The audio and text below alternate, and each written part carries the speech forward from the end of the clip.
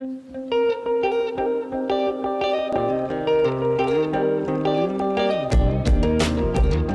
back to the Bible in Context. It's good to be back, Caleb. We're here because context is king, and the original author's intent is going to drive our interpretation. Absolutely. With that, let's jump into, we just got done with Abraham's death and Ishmael's death. We talked about that, and now we are in a new chapter, so to speak, because this is in chapter 25, verse 19, the next generation of Genesis, the next Toledot. New Toledoth. Yep. This is going to be the generations of Isaac, which means it is now a story about his children. Right. And Esau and Jacob. Yeah. So this would have been a great spot, actually, for a chapter break. But here we are. Whatever. It's fine. It's all right. We're going to treat this as a new narrative section because that's what it is. And you notice all these aren't nice and neatly cut out because we have Abraham's giant story section, and then we have this little Toledot of Ishmael in chapter 25. There's like a few verses, and then we immediately jump into the Toledot of Isaac. And we see the same thing, I think, in our movies today, where you have like a brief scene that just kind of plops in there to give you some context and moves on to the next story, and the scene changes in like 30 seconds instead of 10 minutes like the last one. So I just thought that was interesting to point out that there are some analogies to how this literary style is working in our own cinematic styles. So we're looking at the birth of Esau and Jacob. All right. So this story starts out in verse 21 where Rebekah, she is barren, and that's been a theme so far through Genesis. We've had Sarah, she was barren previously, and what did Sarah and Abraham do about that? Well, first of all, they tried to take it into their own hands, and so Sarah gave Hagar, her maidservant, to Abraham to have a child with, and that caused all sorts of chaos. And so Isaac, he decides instead to pray for his wife. Yeah. And I think that it's worth noting here that, so in Abraham's story with Sarah, they took Hagar, there were several Exodus events and other things just going on there, and the promise of the son did not come until chapters later. Narrative time and actual time, it tells us, it's a long time. Here, we're told that he prays and then she conceives. Yeah, it's like in the same breath. Yeah, and this may have been over the course of years or something, but in narrative time, this is immediate. Right. That's all we're told. Right. Is he prayed, she conceived. Now, we do know that they were married for 20 years before, because he's, at the beginning of this chapter, it says he's 40 years old. And then I know it says when he was 60, she gave birth to the twins. Okay. And so yeah, I mean, this could have been like a whole 20 years or something. Right. But again, yeah, the point is the story, it's one sentence. Right. One breath. Right. Yeah.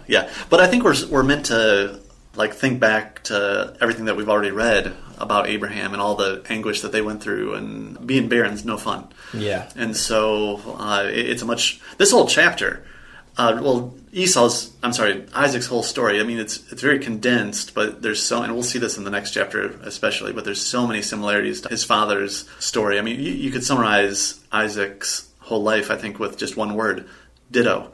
Going back to Abraham's life. And this is just one of those things, and they just shortened. The whole story of Abraham is kind of condensed into a chapter and a half when we talk about Isaac's story here. But so many similarities. So it says that Rebekah conceived in verse 21, but then in verse 22, we're told the children struggled together. And I think we're used to hearing the story. We know what happens, but it's kind of like someone saying, your friend saying, "Oh, I'm pregnant." Yeah, they're both okay. Wait, what do you mean both? And so we're told she conceived, and then the plural children are used here. And so they're just kind of like, wait a minute, whoa. So Isaac prayed for his wife, and she is doubly fruitful. And, you're almost taken off guard, just like, the children? What children? So, Right. So she is doubly fruitful here, and they're struggling within her, so she goes on to inquire of the Lord what's going to happen. And that's where we're told, even since before they were born, that God has chosen the younger one to be the ruler of the older. Yeah, and I believe that word "struggled" is typically used in a very almost evil sense. Like it wasn't that they were just moving around a lot in her belly. It's like they were fighting. It's using oppressive connotations or context. Usually. Right. So she could tell there was something not right about her pregnancy. Yeah. And we have the word divided here. It says the two peoples from within you shall be divided. And that word showed up last in Genesis 13 whenever Abraham and Lot were divided. And so it's another division of brothers again. So we should be expecting probably that just like them, they're going to end up in geographically different locations. And since the younger is going to be stronger than the older, we may expect the older to be going out east somewhere outside of the promised land, and the younger will get the promises and so on and stay in the land. So immediately we should have some expectations about this story based on the patterns and promises that we've already seen in Genesis. That's how the Bible does its work and its communication. I'm going to beat that dead horse until, just forever. Okay, so Esau, when she goes to give birth, we're told that he comes out red, which is admoni, and he was hairy, or like a hairy cloak. And so I'm going to come back to that word red, but the hairiness is actually the word se'ar, and that is the same consonants as the word for goat. And we've been talking about the two goats motif, so in this, modern commentators as well as rabbis have noticed that this is linking Esau to the goats of the Day of Atonement, since that is a theme already running through Genesis. And so I think what we might expect is, okay, maybe he's going to be the goat for Yahweh in this case, especially since the next brother comes out, Jacob, and he was holding his heel. And he is named, heel grabber, or the one who grasps the heel. And so that brings us back, like you mentioned on Sunday, that this brings us back to the promise in Genesis 3 that the snake is going to bite the heel of the seed of the woman, and the seed of the woman is going to crush his head. Well, and then Jacob, his actions were very snake-like too. Right, all through his story. Yeah. And but this naming here and this initial action immediately makes you think of, he is bruising his brother's heel. And so he is the snake character, and this goaty one is the seed of the woman character. And I can't help but wonder, I might be wrong on this, but that word red, I want to come back to that now, which again is admoni. It's the same main consonants there for Adam, man, humanity. And so I don't know about this one for sure, but I wonder if that is supposed to get you to think about he's the human one who is possibly the goat for Yahweh versus the seed of the serpent. And so here you've got the seed of the woman again versus the seed of the serpent immediately. And you think you know who's going to be who as they come out of the womb, except you've been told that the one that comes out first will be the one who serves the older. So right. You kind of have some mixed expectations with this story already. It's almost it's like God is intentionally trying to not confuse us, but just make it so you can't guess which one's going to be. Yeah, what's going to happen? Maybe the promise that God gave in verse 23 about the older serving the younger will somehow come out reversed, and somehow God will use the servant to be the one who gets the promises. Who knows? And just to complicate it a little more, we're given another hint in verse 27, where it says that he was a skillful hunter, this being Esau, and a man of the field, while Jacob was a quiet man dwelling in tents. Now, Esau being a skillful hunter, that's going to bring us back to Nimrod, who was a mighty hunter before the Lord, and also, secondarily, to Ishmael, who we didn't read that he was a hunter, but he was skillful with a bow. And so we have these guys out in the wilderness that are, good hunters, go with a bow, all these kinds of things. Nimrod and Ishmael and Esau kind of all fall into the same pattern. So again, we're expecting, okay, maybe now Esau, maybe he is going to be the go for Azazel, the seed of the serpent character, and so on. And even despite all this negative characterization of Esau, at least by association with Ishmael and Nimrod, Isaac loved him more. And we see that, there's definitely favoritism going on here, which we're going to see again and again in the story. And also we've seen that already in the past where Ishmael was favored by Abraham and definitely not by Sarah. And so, again, we see just a repeat of what's happened already. I think this pattern might continue on. I hadn't seen this pattern of there's the one the father wants versus the one that God chooses. Right. And this kind of, I think, might get flipped on Joseph because he's the one that the father favors and the one that obtains the promises in his dreams until Judah gets it later. Yeah. So again, you have an inversion there where God chooses someone other than what the father desires. Yeah. And whose kids are that, they have twins, and they put the red thread on the one, and he's Perez and Zerah. That's Tamar's children. Tamar's children. That's who I was thinking of. But I wonder. I'm thinking of Joseph's children, Ephraim and Manasseh, where Jacob crosses his hands. Right. Yeah, that was the other one I was thinking of too. And Joseph says, "No, don't do it this way." Manasseh, the firstborn, says, "No, Ephraim's going to be the firstborn." Right. Yeah, I think as we walk through and get to those stories, I think we'll start to see even more connections that are there. So within this story, though, this favoritism is going to not bode well for this entire family. And I think, again, just as we meditate on this, we're going to maybe just learn a simple fact that favoring one over the other because of something like what they can cook or what they can catch, that's dumb. So don't do that. Don't do that. So we continue on with the story, knowing that Isaac loves Esau more and that Rebekah loves Jacob more, and that's in verse 28.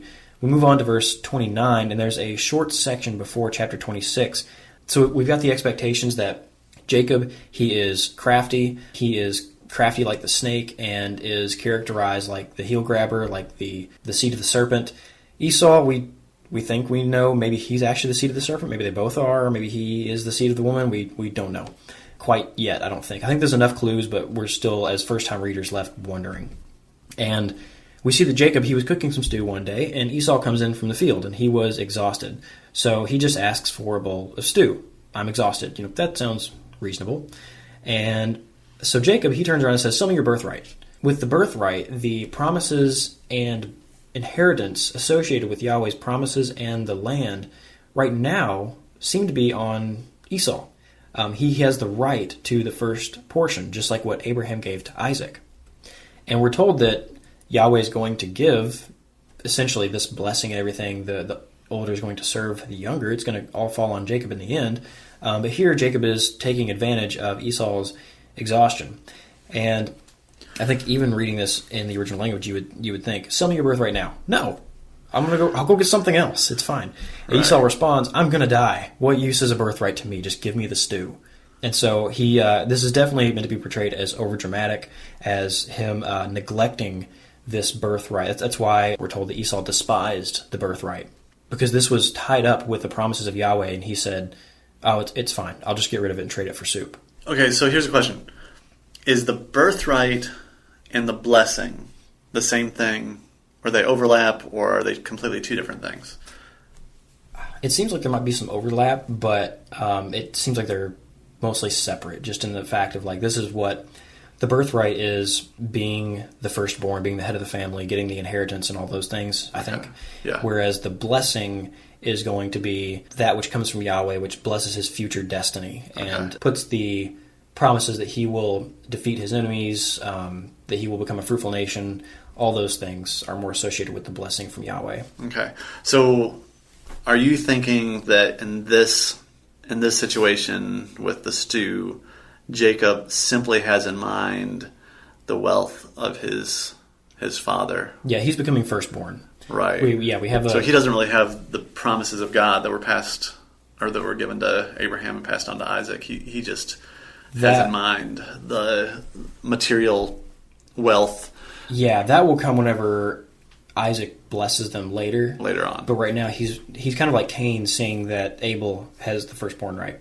And so he sees that Esau has the firstborn right. He acts out of jealousy, just along with the same pattern again, to become the firstborn and get the leadership and the wealth that will come with that, the inheritance that will come with it. Right. And there was responsibility that came with that, too. I mean, you were responsible for Ideally. Unless you just didn't want to do it. Right, right. But yeah, ideally you were supposed to be not just in charge of your family, but you were their protector, you were their provider. And so Jacob, maybe at a young age, is not thinking about all the responsibilities that would go along with that too. Yeah. Well, it seems like again, with this pattern of, like, everybody wants to get the firstborn right, it's like there's perhaps the honor that goes with it, or maybe you establish your family in some way as the head of all these other families that are going to grow out of your household or something like that. Right. But even if they do understand the responsibility, like, something about this seems worth it. Yeah. And at this point, they're a wealthy family, and so I mean, I can see where he's wanting to get that double portion. Yeah, and of course, maybe it's also kind of like how you see just the typical trope of, like, a king wants to become, or somebody wants to take over a kingdom and become king, or become king of the world or whatever. And it's like, that sounds like a lot of work. Yeah, it's a power grab. Right. So through this, we're told there in verse 34, Esau despised his birthright. He despised the firstborn status and the inheritance that comes with being the firstborn of a family that God is using to raise up to redeem the nations. And so, this is a huge failure on Esau's part, and now Jacob is the firstborn. So already that has come to fruition. The older is starting to serve the younger, and Jacob still looks like nothing but a seed of the serpent at this point. I mean, he's crafty. His name is Heel Grabber. And so we have two characters that are just not very good at this point. Right. Yeah, and that's where the chapter just ends there, and we actually go to a whole different story in chapter 26. But I think it's really interesting how this story breaks right here, and you're just like wondering, okay, which of these guys is going to be worthy of being the one that carries on the promises that were given to Abraham? Because it doesn't seem like either one of them should be the guy. Right. And maybe with that, I mean, we've talked about how you can see this passage, or you can see throughout this story that you shouldn't favor one kid over the other, especially for dumb reasons like what kind of food they can get. But I think it's also beneficial just to say, like, this passage just kind of cuts off with a huge cliffhanger, it seems like. And so don't always feel the need to exegete some sort of systematic truth out of every single sentence or paragraph. Maybe it's part of a larger block that is going to teach you a lot by meditating on it as a whole, rather than just trying to, I need to find these 5 points of systematic theology in this paragraph or this chapter. But really, it may be just a puzzle piece in a larger whole, without which you can't appreciate the full picture. And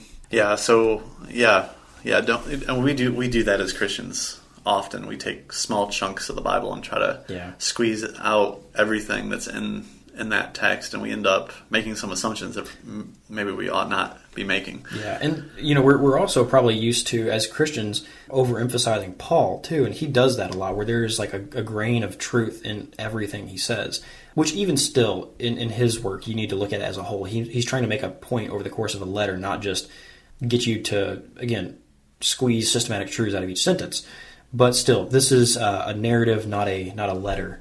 And so there's just respect the genre difference, understand it when you're going in. If you see something in a verse that's like, oh, that stands out and that's helpful, that reminds me of this truth, that's great. But just keep in mind that this is meant to be a story as a whole. And it's the story that's teaching us, not disjointed, out of context sentences. Yeah. So what you're saying is context is king. I like that. That's a good way to wrap it back around. That's right. So, we left off with this cliffhanger with Esau. He's despised his birthright. Jacob's ahead now. Both these guys are a mess. And then we're going to take a break and go into chapter 26 next time and talk about really the last story that Isaac shows up in. This is really... Yeah. Isaac gets one chapter. Yeah. After this, he's kind of a side character, more or less, to Jacob and Esau's story. So, yep. All right. Well, we will do that next time.